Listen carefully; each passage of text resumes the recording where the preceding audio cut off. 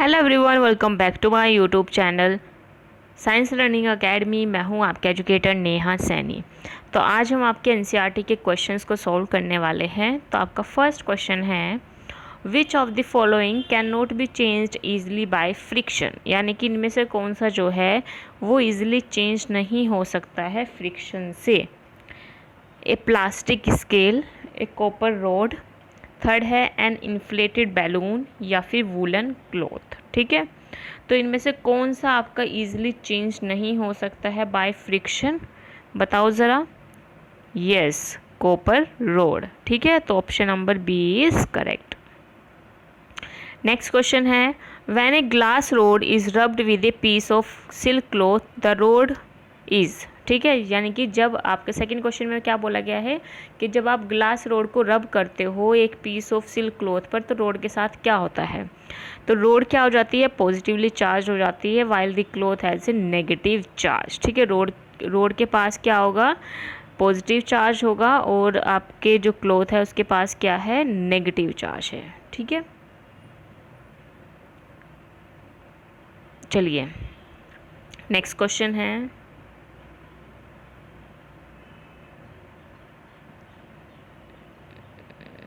Question number third. Question number third में आपके क्या दिए गए हैं, ट्रू फॉल्स दिए गए हैं। तो फर्स्ट है इसमें, like charges attract each other. क्या लाइक चार्जेस एक दूसरे को अट्रैक्ट करते हैं? नहीं, लाइक चार्जेस क्या करते हैं, एक दूसरे को रेपल करते हैं। ठीक है, तो फर्स्ट वाला क्या हो गया, फॉल्स। सेकंड है जो ग्लास रोड है, the glass rod attract a charge plastic straw. ठीक है, जो ग्लास रोड होती है वो अट्रैक्ट करती है चार्ज प्लास्टिक स्ट्रो को, बिल्कुल सही बात है। Lightning conductor can not protect A building from lightning. क्या लाइटनिंग कंडक्टर प्रोटेक्ट नहीं करते हैं बिल्डिंग को लाइटनिंग से? करते हैं भाई। तो lightning conductor can protect A building from lightning. ठीक है, तो यहाँ पे क्या लिख दिया इन्होंने, कैन नॉट लिख दिया है। तो इसका मतलब क्या है, क्योंकि जो लाइटनिंग कंडक्टर है वो तो प्रोटेक्ट करते हैं, तो इसका मतलब क्या है, ये लाइन फॉल्स है। नेक्स्ट है, earthquake can be predicted in advance. क्या हम अर्थक्वेक को प्रेडिक्ट कर सकते हैं एडवांस में? नहीं, हम एडवांस में अर्थक्वेक को प्रेडिक्ट नहीं कर सकते हैं। ठीक है, चलिए नेक्स्ट क्वेश्चन है,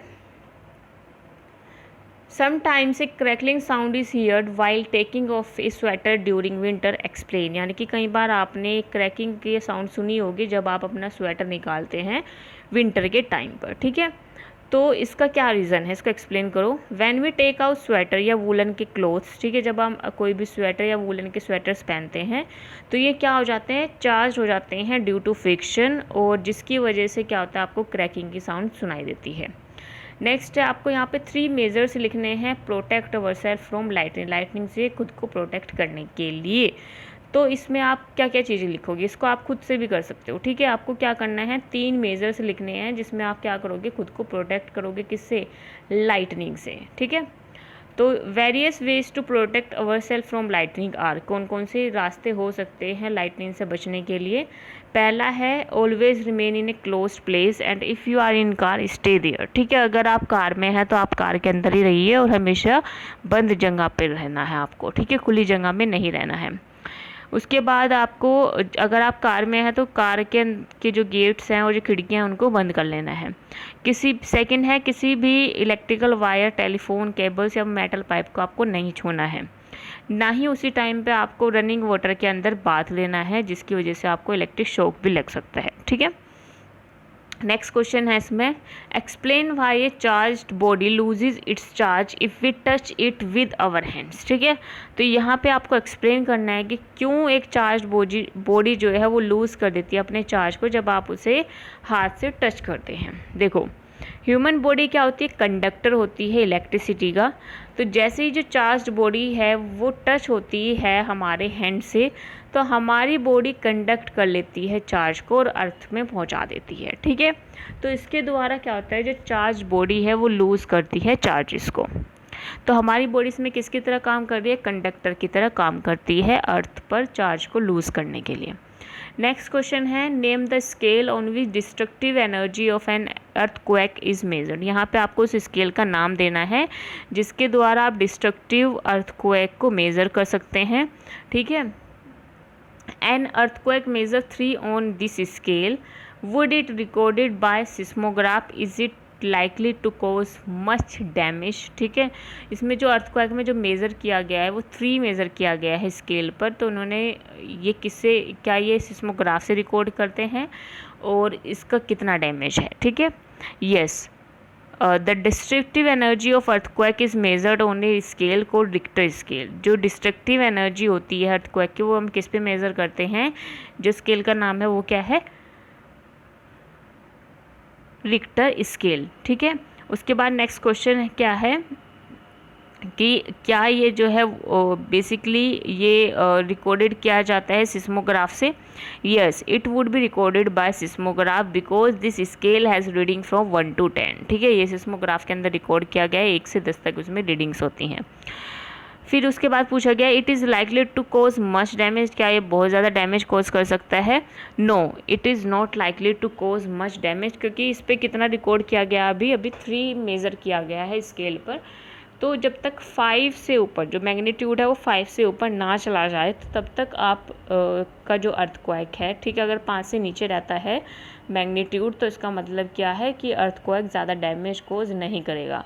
लेकिन अगर आप जो अर्थक्वेक पे जो मैग्नीट्यूड है, ठीक है, वो 5 से ऊपर चला जाता है, तो 5 से ऊपर जैसे ही जाएगा तो उसका मतलब क्या है कि वो डिस्ट्रक्टिव अर्थक्वेक है।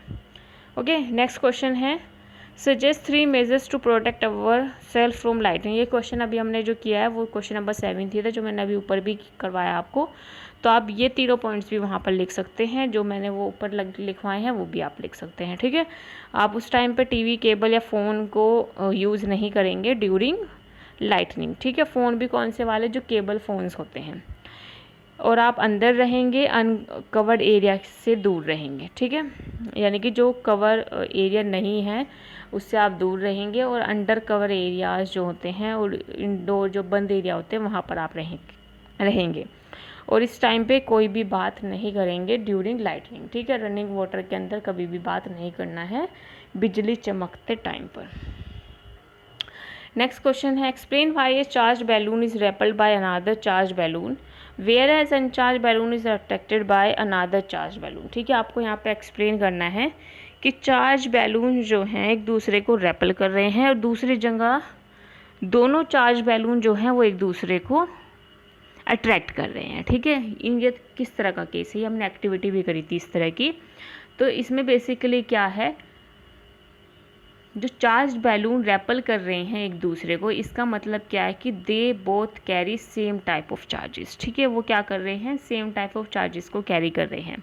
वहीं पर दूसरी जगह यानी कि अदर हैंड जो अनचार्ज बैलून है वो अट्रैक्ट कर रहे हैं एक दूसरे को। इसका मतलब क्या है, उन दोनों बैलून्स के पास क्या है, अपोजिट चार्जेस है, एक के पास पॉजिटिव है, एक के पास नेगेटिव है। ठीक है, दैट्स वाई ये दोनों क्या कर रहे हैं, एक दूसरे को अट्रैक्ट कर रहे हैं। ठीक है, सेम चार्जेस वाले रेपल करते हैं और डिफरेंट चार्जेस वाले या अपोजिट चार्जेस वाले एक दूसरे को अट्रैक्ट करते हैं। ठीक है, अब आते हैं क्वेश्चन नंबर 9 पे।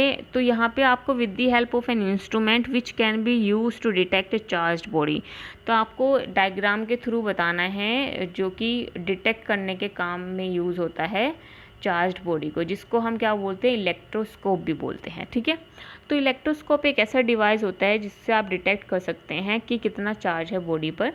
It works on the principle that charges repel each other why unlike charges attract each other. तो कौन से प्रिंसिपल पे काम करता है कि जो लाइक चार्जेस होते हैं, जो सेम टाइप ऑफ चार्जेस होते हैं, वो एक दूसरे को रेपल करते हैं, और जो अनलाइक चार्जेस होते हैं यानी कि जो डिफरेंट या अपोजिट चार्जेस होते हैं वो एक दूसरे को अट्रैक्ट करते हैं। ठीक है, it consist of metal rod with a thin metal strip और a leaf attach to it at the bottom. ठीक है, तो इस तरह से इसमें क्या कर दिया, सबसे पहले तो एक कार्डबोर्ड से ले लिया है, उसके अंदर होल करके एक मेटल लोड को डाला गया है और उस पर थिन मेटल स्ट्रिप या लीफ अटैच कर दी है। ठीक है, at the top the metal enters in a metallic cup और disc, the bottom of rod and metal leaf are enclose in a glass box for protection. ठीक है, एक ग्लास बॉक्स के द्वारा क्या रहेगी, कवर रहेगी।